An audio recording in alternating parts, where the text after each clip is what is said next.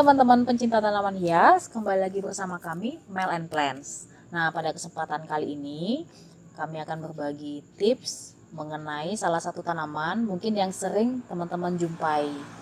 Nah, kali ini tanamannya adalah Manjula pothos. Manjula pothos atau juga dikenal dengan nama sirih keong atau sirih gading keong. Sirih gading keong ini sendiri memiliki bentuk yang berbeda dibandingkan dengan sirih gading biasa. Untuk itu, tanaman sirih gading keong ini harganya lebih tinggi dibandingkan sirih gading biasa. Dan untuk pertumbuhan, menurut saya sirih gading keong ini memang lebih lambat dibandingkan dengan sirih gading yang umum kita temui.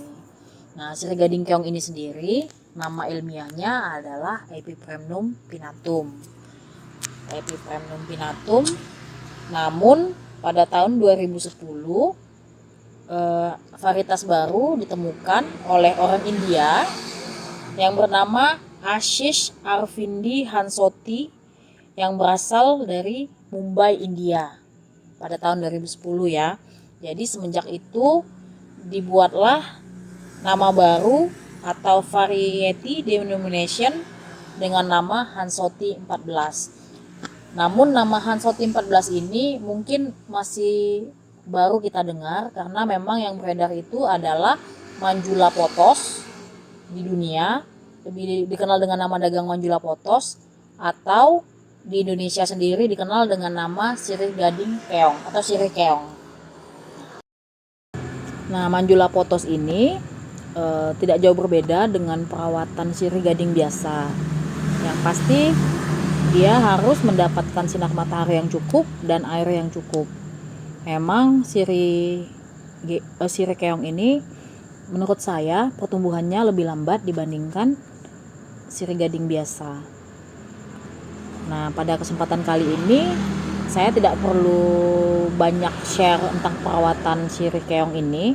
Saya akan membagikan tips dan trik cara bagaimana kita membuat sirih keong ini subur dan banyak dalam satu ruas. Nah, pertama saya bagikan sedikit cara propagasi. Mungkin teman-teman sudah banyak yang tahu kalau sirih gading propagasinya pada umumnya nggak susah ya.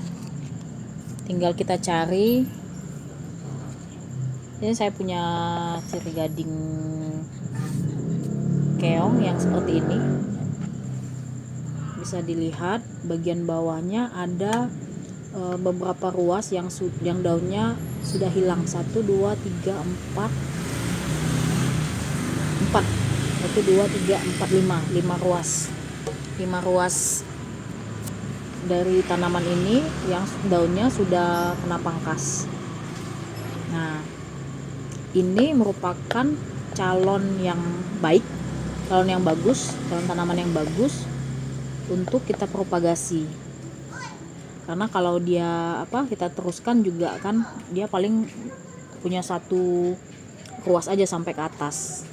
Umumnya kebanyakan orang kalau ingin merimbunkan sirih gading keong ini dalam satu pot, dia akan membuat beberapa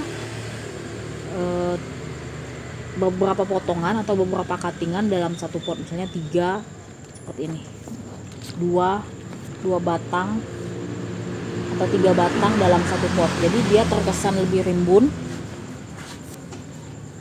lebih rimbun dibandingkan sirih keong yang cuma 1 batang dalam satu pot.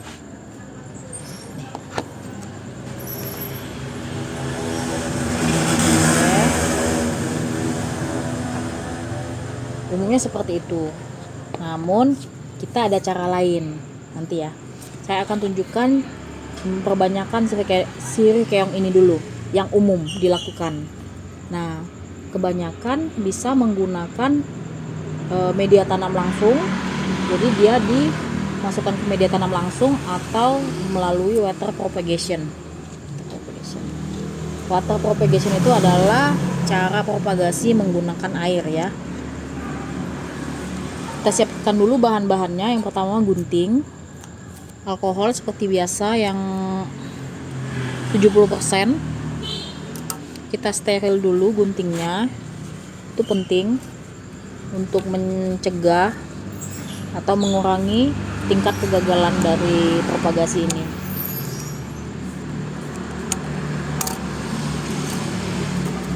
Nah, di sini saya akan cutting bagian tanaman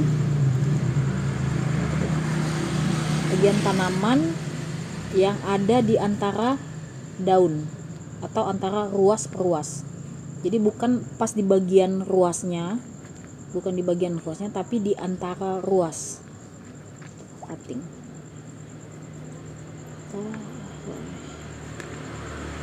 Oke.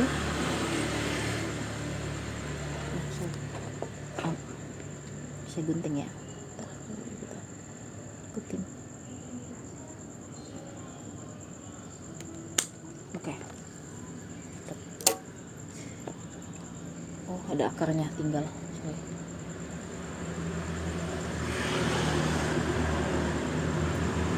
Nah, ini kita tinggalkan satu daun pada tanaman yang tadi ada ada 5 ruas yang sudah kosong seperti ini. Kita tinggalkan satu daun aja. Nanti kita singkirin dulu ya, nanti kita cerita soal yang ini. Kita perbanyak dulu yang ini. Nah, ini kan sudah ada 1 2 3 4 5. Sudah 3 4 5 dan akarnya sudah lumayan. Yang di sini udah lumayan panjang, di sini sudah tumbuh akar. Kita cutting lagi di antara ruas. Nah, jangan pas di ruasnya ya, di antara ruas kita cutting lagi seperti ini.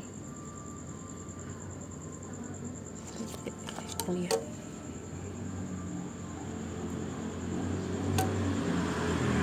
Jelas. Cutting. Oke.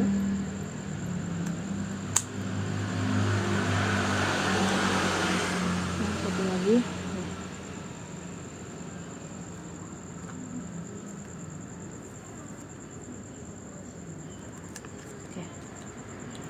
Kita tinggalkan yang di atas 3, cukup 3 daun. Ini ambil yang ada 1 akar, kita singkirin dulu ini. Kita ambil lagi yang ini, sama seperti yang tadi, dia ada ruas yang sudah tidak memiliki daun di sini.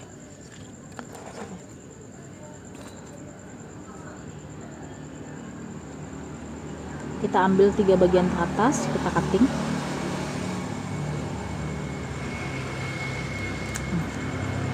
Kita tinggalkan yang bagian bawah. Saya tinggalkan karena di bawah ini kan ada daun. Ini cukup bagi tanaman ini untuk melakukan fotosintesis.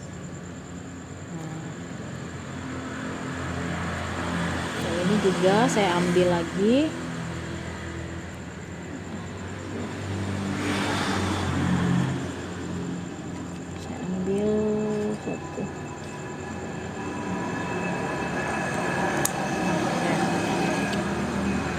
Nah, ini saya mau buang.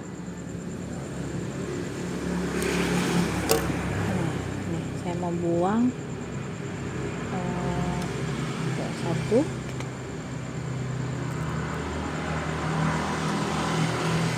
2. Saya tinggalkan.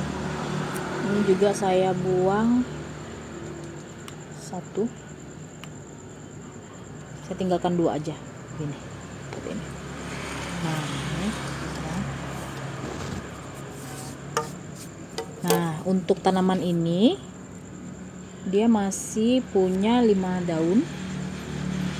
Kita cutting lagi di ruas yang ini ya. Kita cutting lagi 1 di sini.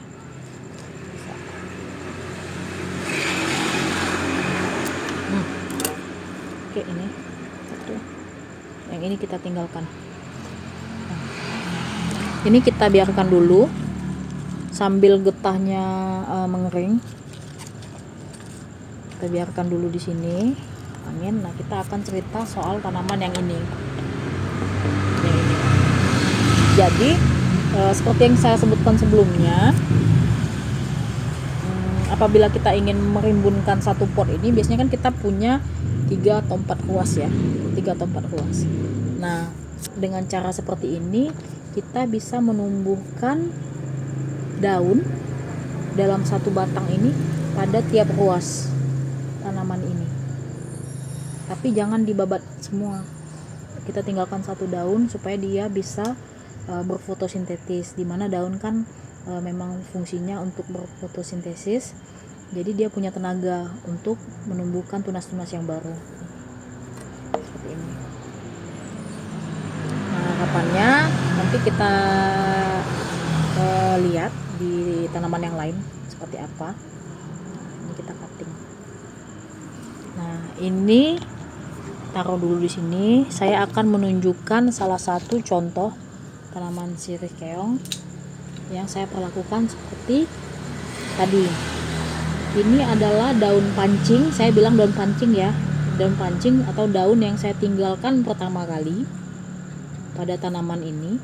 Nah, dan teman-teman bisa lihat di sini di setiap ruasnya tumbuh daun baru.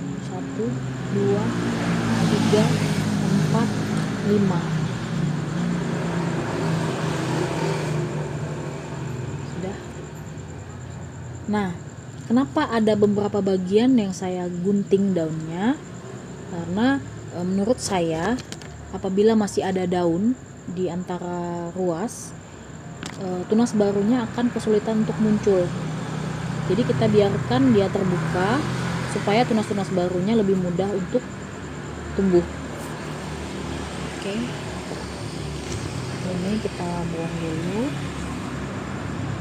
Nah, seperti yang saya katakan tadi, kita membutuhkan air sebagai media water propagation. Nah, air yang digunakan air seperti apa? Yang pastinya air yang bersih. Air yang bersih. Nah, air ini nantinya kita letakkan di tempat yang mendapatkan matahari, tapi jangan di bawah matahari langsung. Dia masih cukup mendapatkan sinar matahari. Oke, ini saya rasa cukup lumayan kering. Kita bisa letakkan di sini. Sirih keong ini sama seperti sirih gading, dia tidak terlalu rewel, tidak seperti tanaman monstera atau pilo lain yang gampang busuk. Seperti ini. Nanti beberapa hari kita akan lihat apabila ada yang tumbuh akar, kita biarkan, dan apabila ada yang busuk langsung cepat-cepat kita buang. Air ini sendiri ada yang bilang beberapa hari sekali harus diganti. Kalau saya mungkin seminggu sekali cukup, selama airnya tidak kotor, tidak terkontaminasi kotoran dari luar.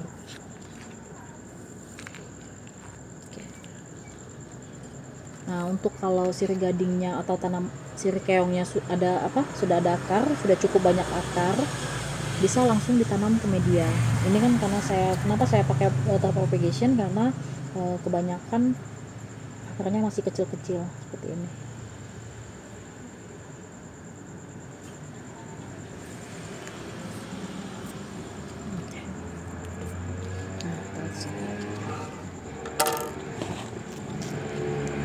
Memang kalau untuk propagasi saya lebih senang melakukannya malam hari, mungkin karena tanaman sedang tidak melakukan fotosintesis pada malam hari, jadi menurut saya tingkat keberhasilannya lebih tinggi. Nah, ini tadi bisa teman-teman lihat. Mungkin ada dari teman-teman yang bisa kasih saran mengenai propagasi seperti ini, apakah sudah sering dilakukan atau mungkin ada teknik-teknik lain yang mungkin bisa kita coba di next video. Komen aja di bawah. Saya rasa cukup sekian video dari kami.